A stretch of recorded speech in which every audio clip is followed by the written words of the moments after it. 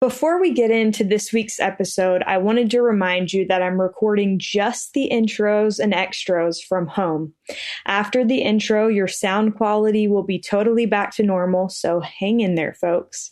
Speaking of hanging in there, man, what a weird time to be alive. I wanted to invite you, though, to join me this week in praying not only for the decision makers in our countries and communities to be guided as they make some of the most important decisions of their lives, but also for doctors, researchers, and scientists who are working hard to combat COVID-19. Today's episode is all about a young boy's prayer that brought about miracles, and I believe that exercising our faith at this time can also bring about miracles. We believe in a God who hears and answers prayers. In the 2019 General Conference, President Nelson said the year 2020 will be designated as a bicentennial year. General Conference next April will be different from any previous conference. In the next 6 months, I hope that every member and every family will prepare for a unique conference that will commemorate the very foundations of the restored gospel. He went on to say, immerse yourself in the glorious light of the restoration. As you do, General Conference next April will be not only memorable, it will be unforgettable. Knowing what we know now, we know it will absolutely be different than any previous conference. But will it be because you're watching the prophets speak from a different room on Temple Square, or because you have prepared like never before? We wanted to offer our listeners a special opportunity to hear from someone who has truly immersed himself in the restoration of the gospel. In fact, that is Spencer McBride's full-time job. Spencer W. McBride earned a PhD in history at Louisiana State University. He is a historian and documentary editor at the Joseph Smith Papers and the host of the First Vision podcast. He is also the author of Pulpit and Nation, Clergymen and the Politics of Revolutionary America, a specialist in the history of the American Revolution and the early American Republic. McBride frequently writes and speaks on the evolving role of religion in American political culture.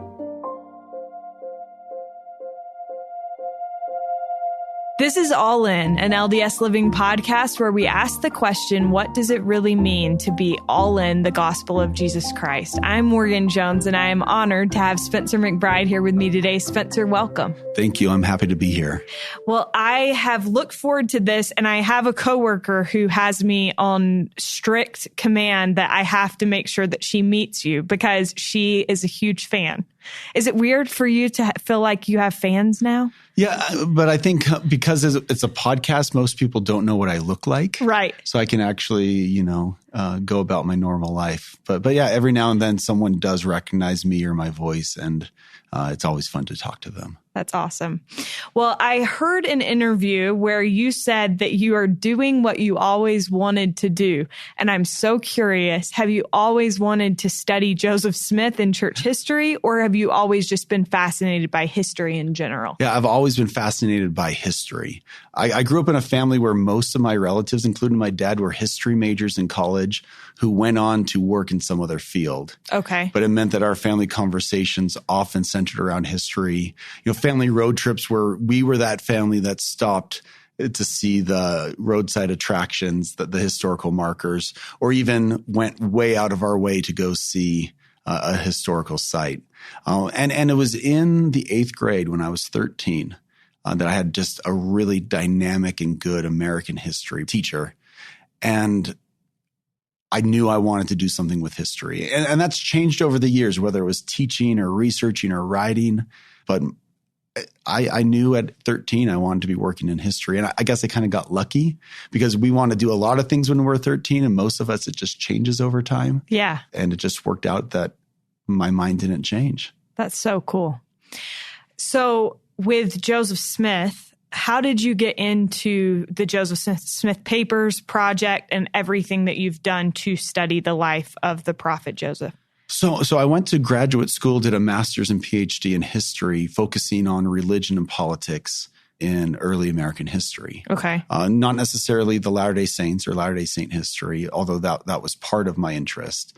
And so when I was finishing my PhD, I of course saw a job advertisement at the Joseph Smith Papers, was intrigued by it, looked into the project a little more, and just thought, how cool would it be to be a part of this kind of once-in-a-lifetime project? So I applied for the job, and through a long process was able to come on board. And I've been at the project almost 6 years, and it's been fantastic. It's still one of those things that the project will eventually come to an end, and I'll be so grateful that the timing just worked out that I was able to work on it. Yeah.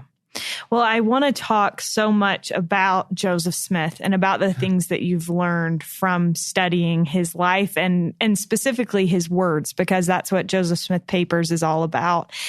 I read something where you said, in many ways, Joseph Smith and his accounts of his 1820 vision are tied to a time and place. But 200 years later, this story resonates with men, women, and children throughout the world. So I want to kind of start off with this question about context. In what ways is the vision tied to a time and place?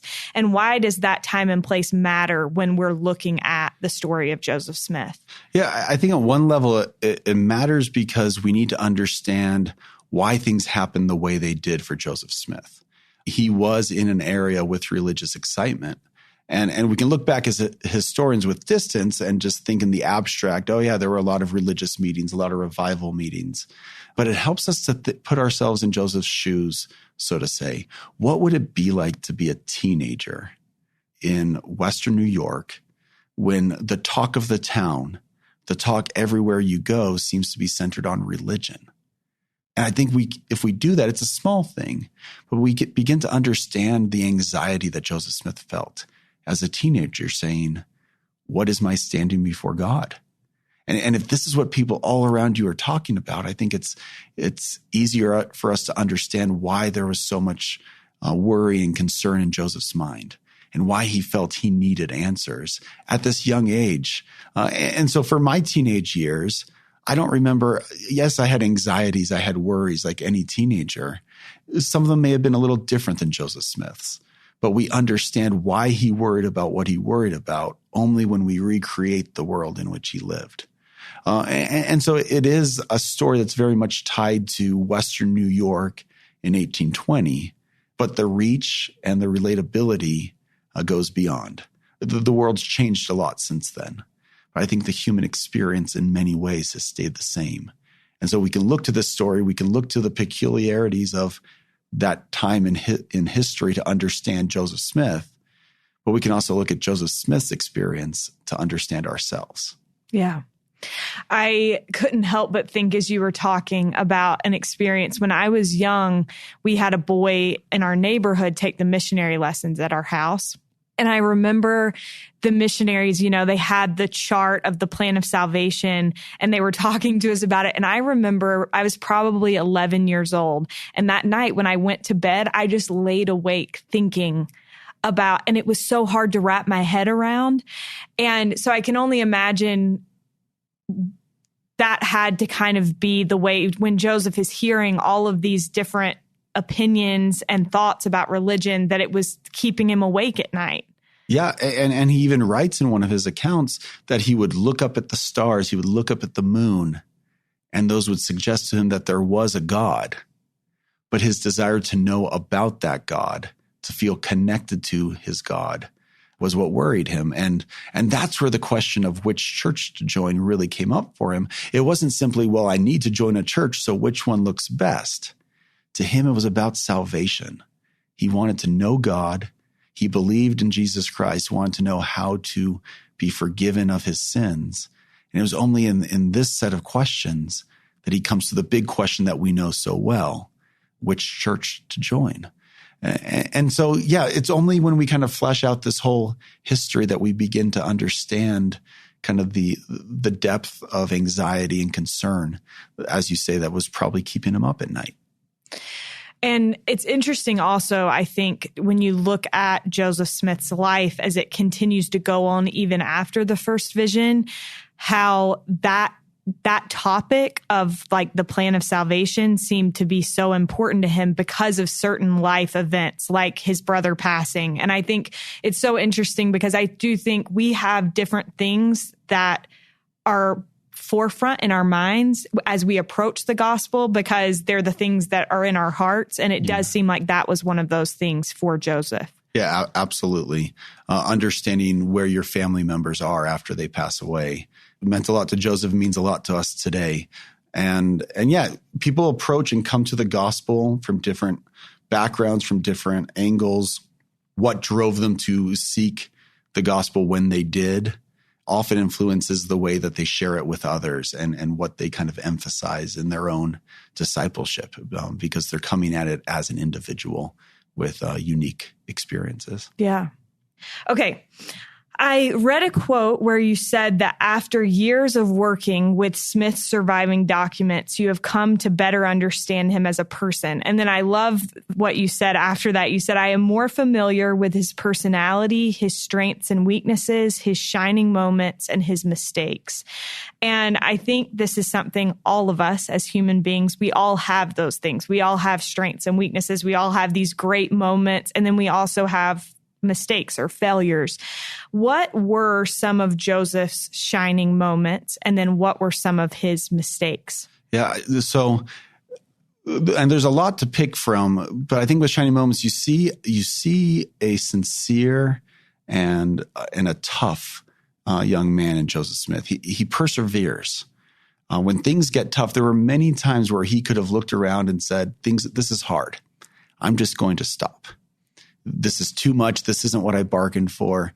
But he doesn't. He keeps on going. And throughout his time as the president of the church, he has people that he's close friends with that they have disagreements and they fall away. And he could be frustrated with them and he could air that frustration. Sometimes in the letters, he's upset with somebody who's actively working against the church while living in the Nauvoo area. And he's a relative of another church leader. And he writes to this man and says, some pretty harsh things. He doesn't hold back. And then there's a PS, just in case you didn't know what I think about you, right? Here's some more. And so you can see Joseph sometimes lose his temper or get frustrated and lose his patience. And I think we can relate to that. But then we also see Joseph on the flip side as being willing to forgive and to forgive quickly. We see this with William W. Phelps, and maybe people have heard this story a lot, but the depth of exactly what William W. Phelps did to hurt the Latter-day Saints in Missouri, it was big. And then when he's ready and wants to make amends, that's when Joseph just very quickly welcomes him back. And so we see a very human Joseph Smith, someone with passion, someone with feelings, who gets irritated, who sometimes loses his patience. But then we see a Joseph Smith who, on the flip side of that, is willing to make amends, even if someone hurt him deeply, to forgive, to forget, and move on. A very human experience we can all relate to. And I like to joke when I meet different church members and speak to them that you learn a lot by reading somebody's mail. Yeah. And that's kind of what we're doing at the Joseph Smith Papers. We're reading his mail hundreds of years later, but it's in those letters that we get to learn more about the man who was called to be a prophet, and not just kind of the figure that we don't get three dimensions of sometimes in our historical tellings. Yeah, I think this is interesting. I just recently was talking with someone who was talking about when you are reading someone's journal and they've passed away, you feel like you're invading their privacy. And I think that that's a natural reaction to feeling that. But then it's like, oh, well, that's why they kept a journal.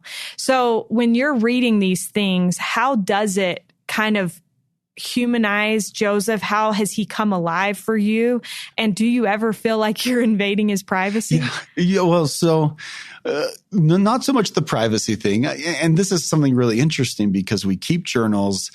And even though you want it to be private sometimes, the very keeping of a journal suggests that one day you expect someone to read it. Right. Even if it's just yourself later. And so it actually makes it very hard for me as a historian to keep a journal because if you want to talk about overthinking, and thinking, how might somebody misinterpret what I just wrote? I better add. And so my daily entries then become like novels because I have to explain myself. But when you read Joseph's journal, when you read his letters, two things really come forward. One, you see that there's an everydayness about Joseph Smith and his life, but you also realize that he's doing something spectacular. He's an ordinary man who was called to do something extraordinary. And you get both. At the same time, you're seeing his ordinariness. Is that a word? I say we accept it. Sounds Here. good. Yeah. You see his everydayness. You also see just how extraordinary what's going on is. And the man thought big. And we believe that's because of the revelation he received. I mean, he's planting cities in the Western United States. He's building them. He's building these huge temples. He's thinking big.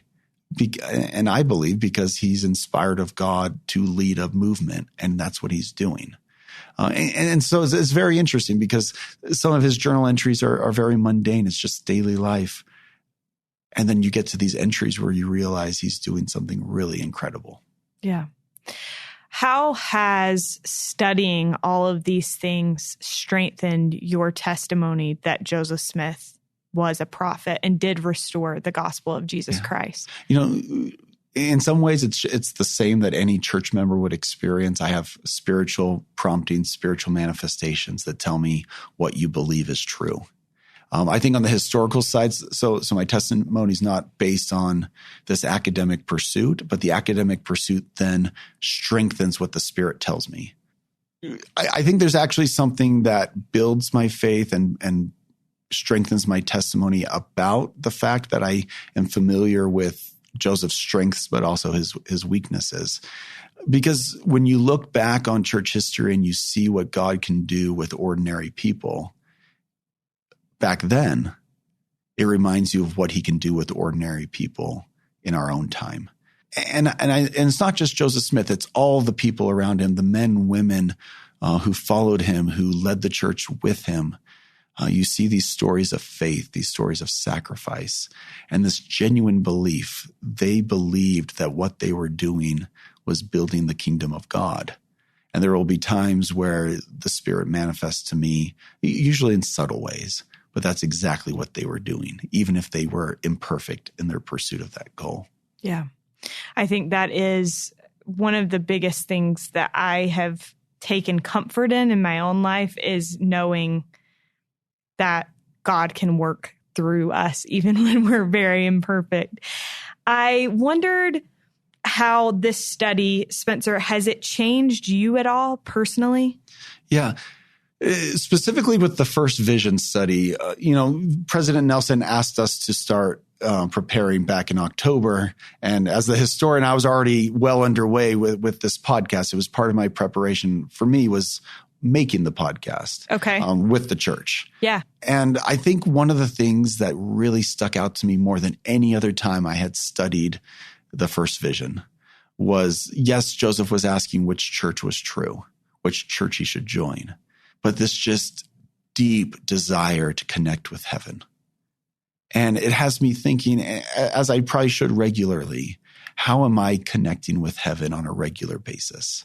What am I doing to feel the Spirit in my life, to feel the presence of God in my life?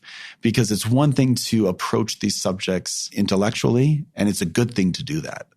But also, what am I doing to feel God in my life on a regular basis? Because that was one of the things Joseph Smith wanted more than anything, was to know about God and to know his standing before God.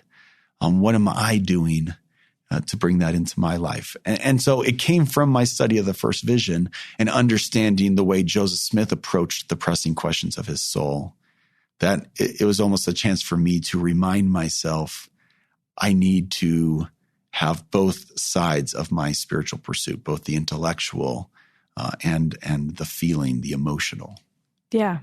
We just had someone in here for an interview, and she was talking about that, about how sometimes we in the church spend so much time learning about God, but we don't spend a ton of time with him.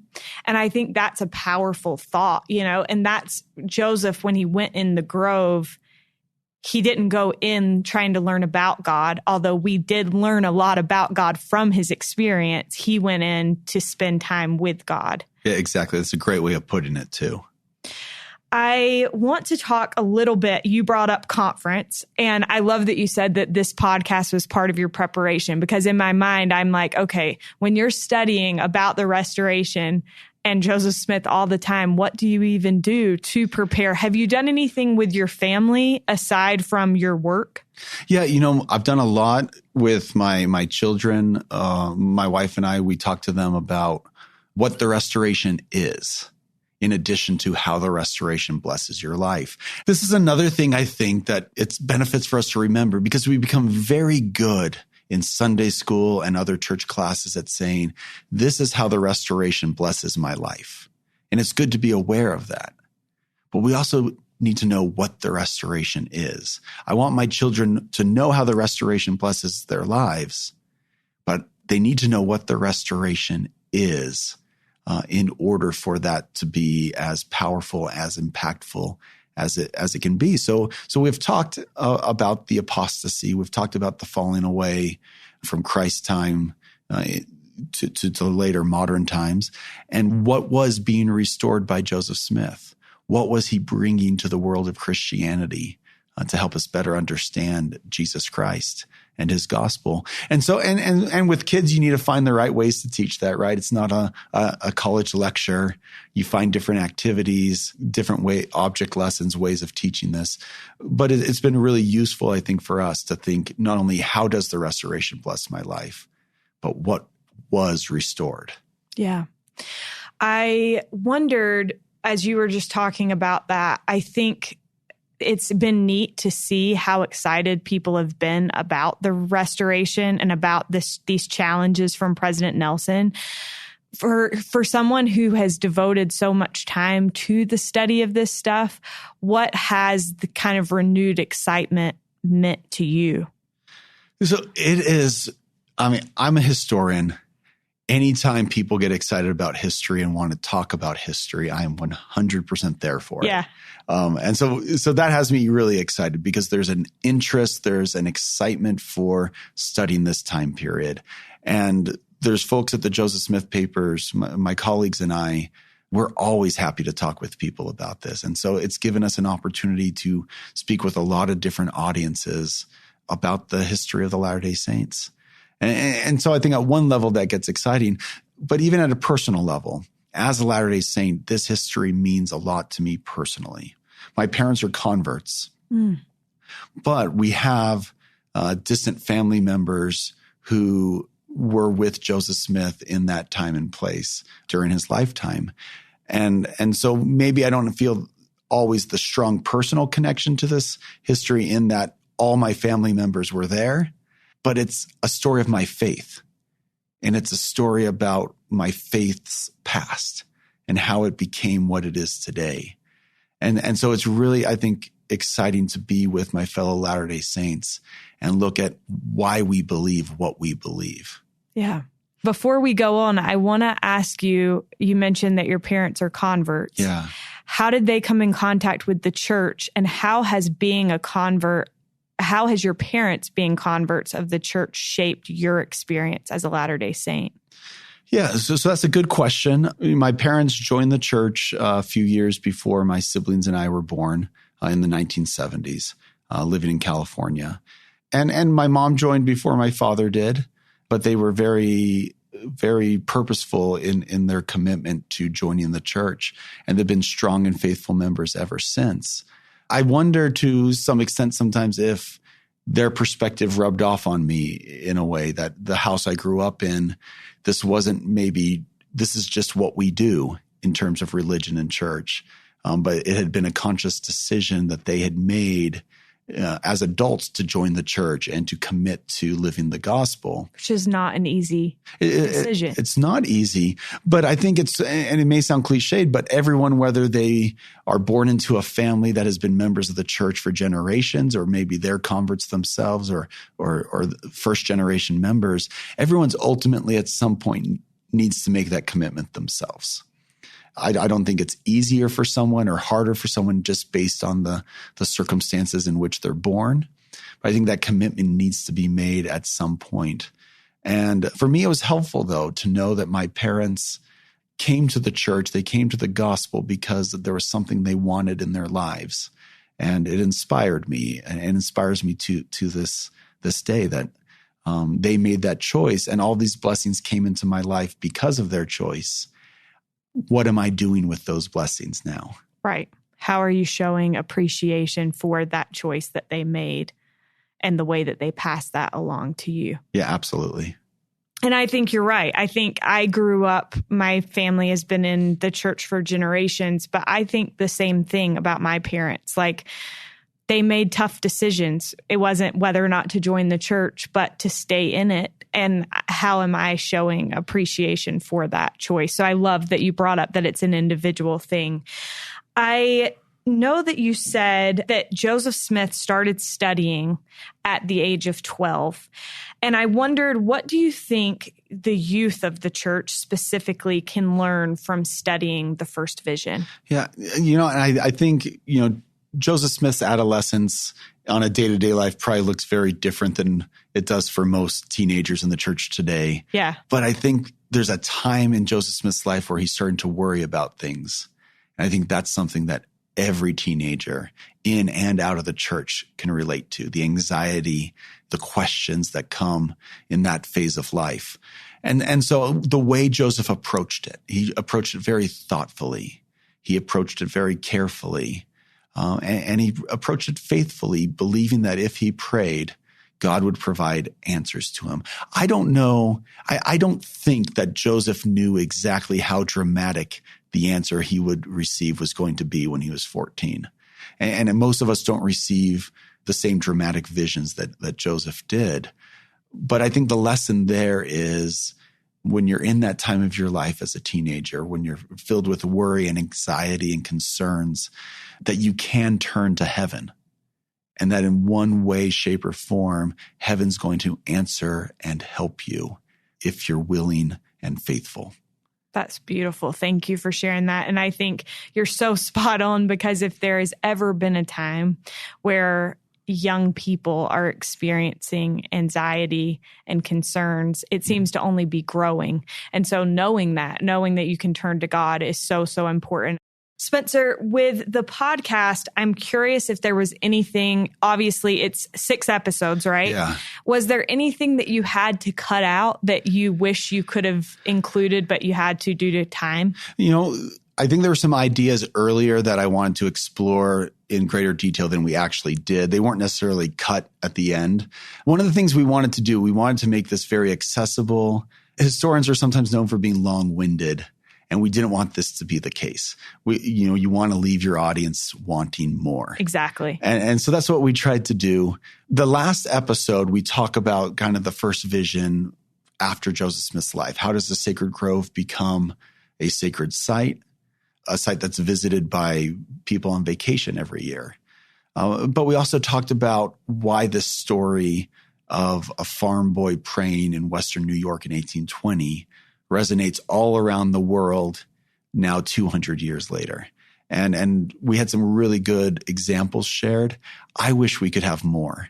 I think that's something that if I could go back and we could find the time and space to do it, I'd like to talk to more people from all around the world to know how this story of Joseph Smith in 1820 has influenced and changed their lives today in 2020. Right. And so I don't know how that would have quite fit into the podcast. Maybe that's why it's not ultimately there. But it's something I think about a lot. And especially as people reach out to me after listening to the podcast and sharing their own experiences. The more of those experiences I can capture and share with others, I think we will all benefit from them. Yeah. It is so hard to know how to leave people wanting more in terms of a podcast, because I've listened to some where I'm like, okay, wrap it up, But I think that you guys did a wonderful job with the first vision because it did leave people wanting more and you did hit all the high points. If anybody hasn't listened, you should do it. How, Spencer, do you maintain a faithful perspective while exploring history? Because I imagine while we talked about it, you see the shining moments, but you also see the mess. How do you maintain faith as a historian doing that? And it's a really good question. And I think it's an important question because there are times in the study of church history that you come across things that just maybe don't make sense to you. You don't quite understand what you're reading, what you're hearing about. What do you do in those moments? And I use an analogy sometimes when I'm speaking to different groups in the church of this earthquake I experienced. Now, I grew up in California. I've experienced plenty of earthquakes to the point that unless they're big, I don't often even feel it sometimes. Right. But I remember it was about 15 years ago. I was working in the top floor of a tall building in San Diego, and there was a big earthquake, and the building swayed. And I'd never experienced an earthquake that high up off the ground. And it was kind of unnerving to have the building sway. But I remember in the days following this experience, I talked to a friend who's an engineer, and he explained that, actually the skyscrapers are designed to have a bit of sway in them, especially in California for earthquakes, because if they're rigid, they will crack under the pressure. And I think there's an analogy in there for how I approach my faith where church history is concerned. Have a flexible approach to church history. We've talked about this earlier, but understanding that God worked with imperfect people.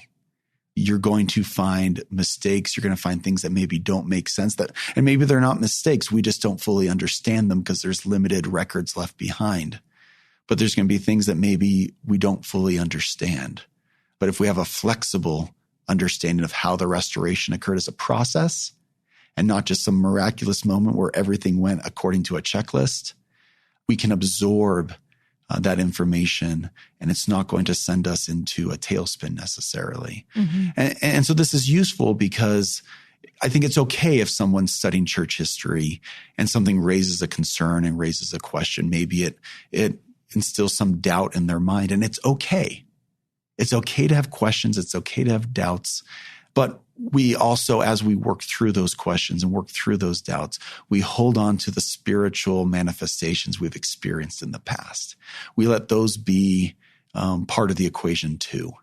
And so it's this flexible approach to the history of the church. I'm not expecting the past to be perfect, and that allows me to maintain my faith even when, and especially when, I come across moments of imperfection. Yeah. I love that analogy so much. As a follow-up to that, I have an institute teacher who went to divinity school.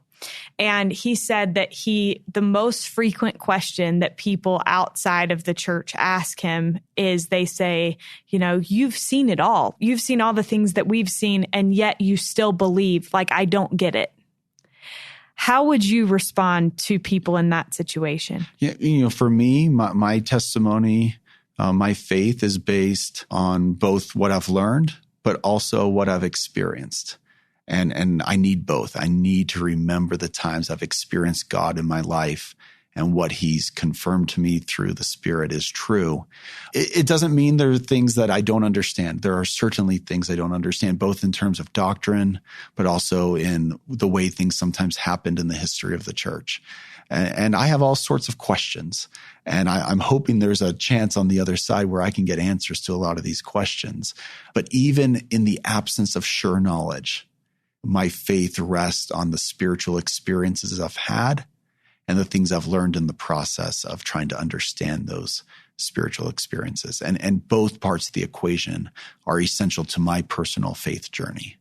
I agree with that completely. And I think when we look at the ways that the gospel blesses our lives, like my life is so much better as a result of having the gospel of Jesus Christ. And so it's like impossible for me to deny it in my mind and in my heart because of the way that I can't even count all the blessings that I have because of my membership in this church. Yeah, and I feel similarly. And at the same time, while experiencing that myself, my study of history also makes me especially sympathetic to my fellow church members who maybe experience doubt and experience questions. Yeah. It makes me all the more desirous to let them know that it's okay that you have these questions. It's okay that you have these doubts.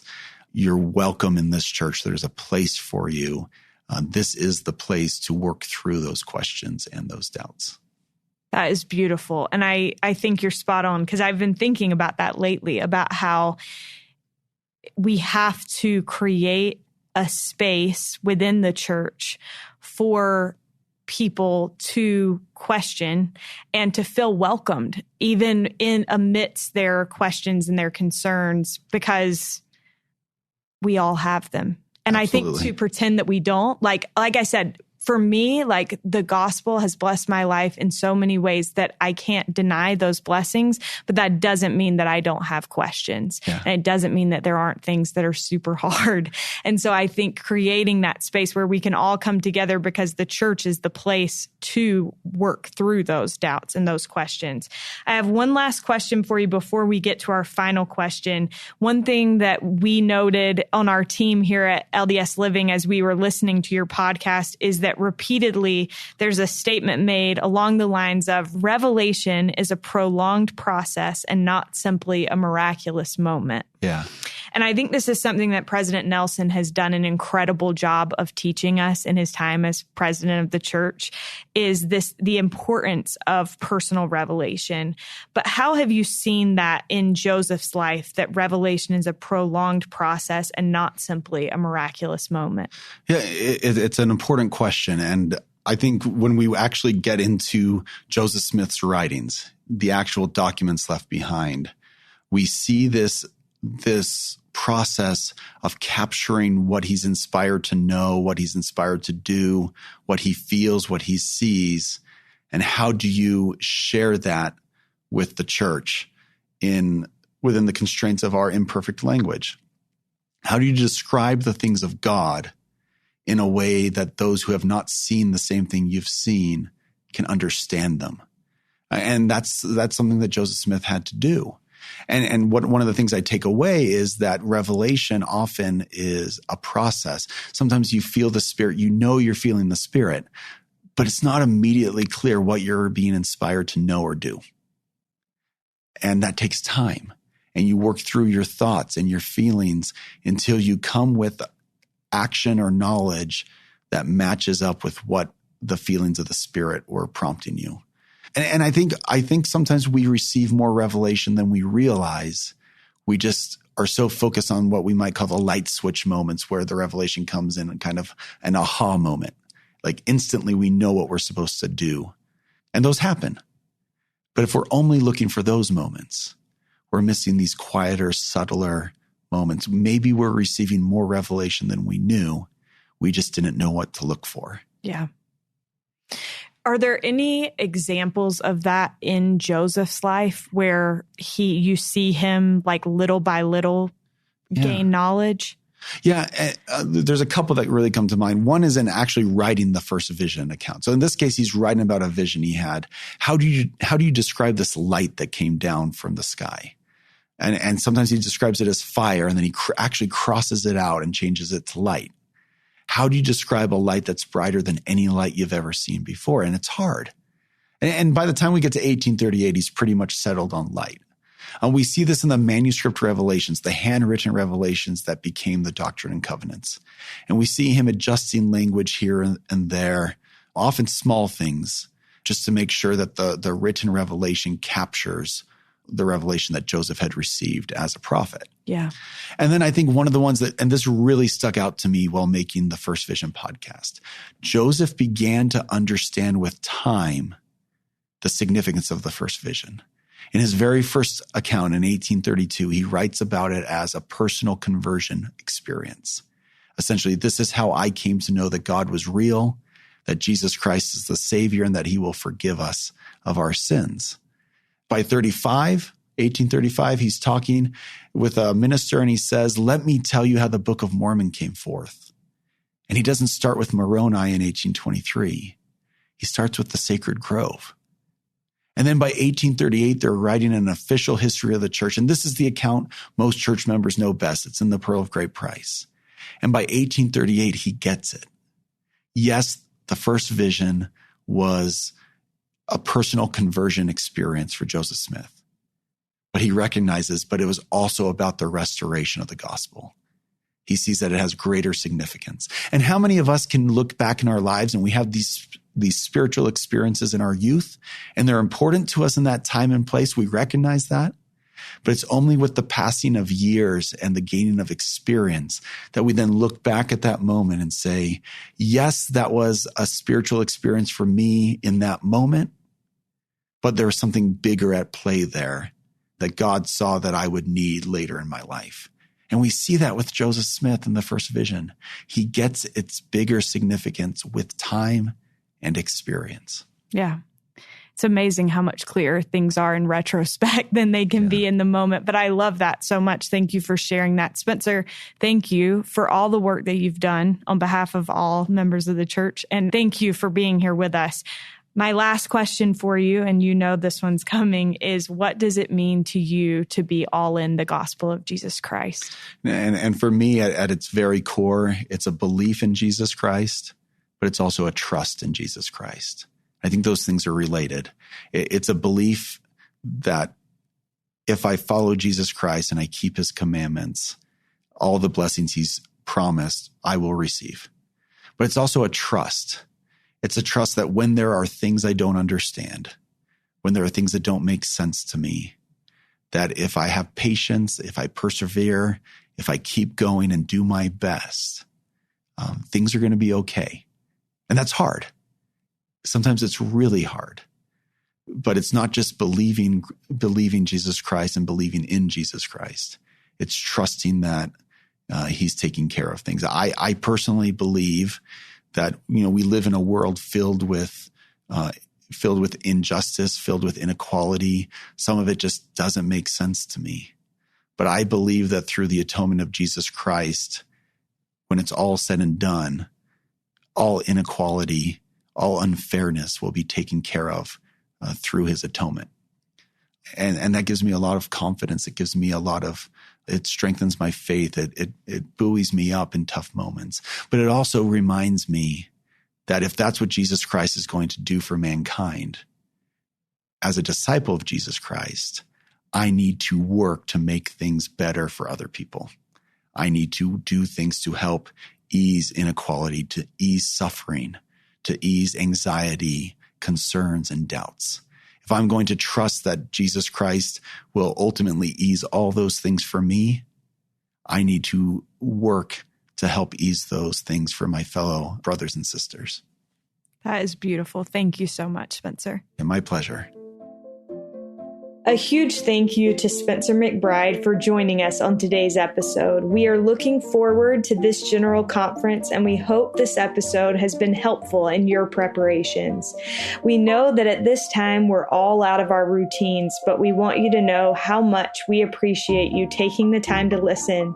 We continue to read every review left on Apple Podcast, and we are so grateful to all of you who have shared this podcast with your family and friends. As always, thank you to Derek Campbell of Mix It 6 Studios, and we'll look forward to being with you again next week.